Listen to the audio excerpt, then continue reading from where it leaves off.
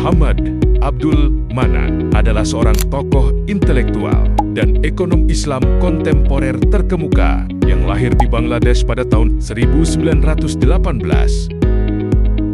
Dikenal sebagai salah satu pemikir dari kelompok mazhab mainstream yang memberikan kontribusi besar ke rangka teori ekonomi Islam modern.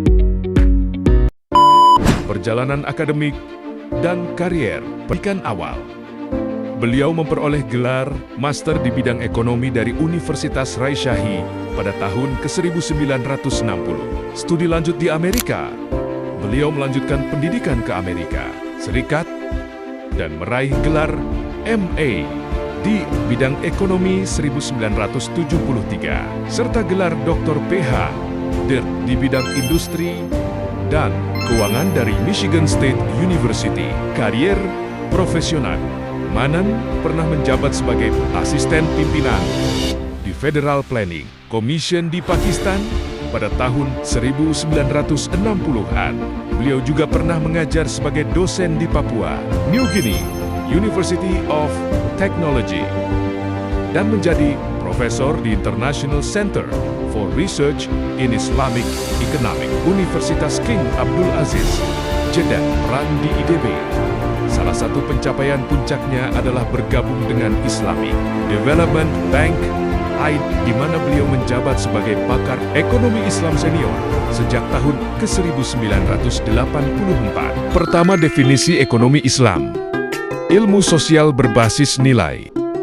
Manan mendefinisikan ekonomi Islam sebagai ilmu sosial yang mempelajari masalah-masalah ekonomi rakyat yang diilhami oleh nilai-nilai Islam. Intisari, ekonomi tidak boleh bebas nilai value free. Jika ekonomi barat sering mengabaikan aspek moral demi efisiensi. Manan menegaskan bahwa setiap pilihan ekonomi apa yang diproduksi dan dikonsumsi harus dikontrol oleh norma syariah. Kedua, konsep konsumsi. Keseimbangan kebutuhan human need. Manan membagi kebutuhan manusia menjadi 3 kategori fungsional untuk memastikan konsumsi yang beretika. Necessities, kebutuhan pokok, pangan, sandang, papan yang mendasar. Comforts, kenyamanan. Hal-hal yang memudahkan hidup, namun tidak berlebihan. Luxuries, kemewahan.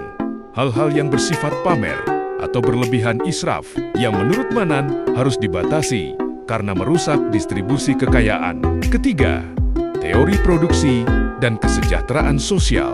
Dalam produksi, Manan menekankan bahwa motif utama bukan sekadar maksimalisasi keuntungan profit, maximization, melainkan kesejahteraan sosial. Ilustrasi, jika memproduksi barang mewah lebih menguntungkan, tetapi rakyat masih kekurangan beras, maka produsen dan negara wajib mengutamakan produksi kebutuhan pokok. Produksi harus selaras dengan kemaslahatan umum maslahah. Keempat, distribusi kekayaan dan institusi zakat. Inilah poin paling urgen dalam pemikiran Manan. Beliau memandang kemiskinan bukan hanya soal kelangkaan sumber daya, melainkan masalah distribusi yang tidak adil. Peran zakat.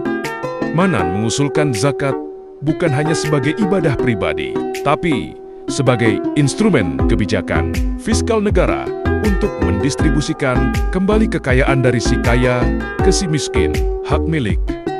Beliau mengakui kepemilikan individu, namun sifatnya adalah amanah.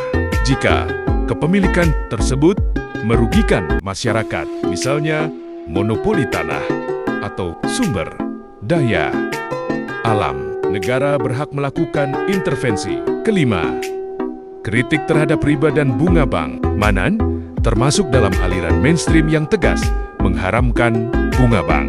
Beliau berargumen bahwa bunga adalah bentuk eksploitasi dan pemicu ketidakstabilan ekonomi. Sebagai solusinya, beliau mendorong sistem bagi hasil, profit loss sharing, dan mengusulkan pembentukan lembaga keuangan internasional seperti Islamic Development Bank, IDB, di mana beliau sendiri nantinya menjadi ekonom senior di sana. Keenam, Relevansi kontemporer konteks kekinian.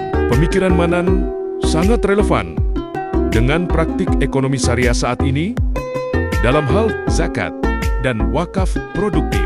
Pengelolaan zakat secara institusional yang sekarang dipraktikkan oleh Basnas atau lembaga amil zakat lainnya adalah implementasi dari gagasan kebijakan fiskal Islam Manan, perbankan syariah.